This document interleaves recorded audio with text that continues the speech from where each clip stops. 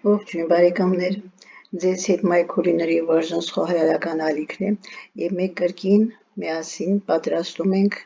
մեր ցանկալի ուտեստը, այսօր տապակած համեղ սունկ գազարով, մեզ անհրաժեշտ է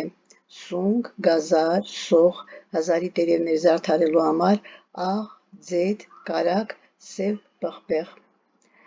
դուք բաժանորդագրվեք, իսկ ես սկսեմ ներկայացնելը, ուրեմն սունկը չենք լվանում, մաքրում ենք անձեռոցիկով, գազարը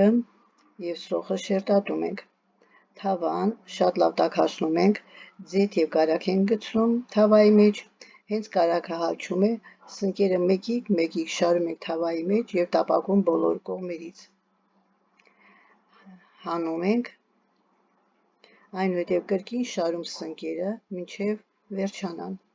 կրկին հանում ենք սնկերը, նույն թավայի մեջ տապակում ենք գազարը և սոխը, սունկը վերադարձնում ենք թավայի մեջ, թեթևակի տակու վրա ենք անում, որպեսզի համերը խառնվեն իրար, համեմում ենք աղով և սև պղպեղով, այսքան պարզ ու հեշտ պատրաստում, բարի ախորժակ եմ ցանկանում, կհանդիպենք, ցտեսություն։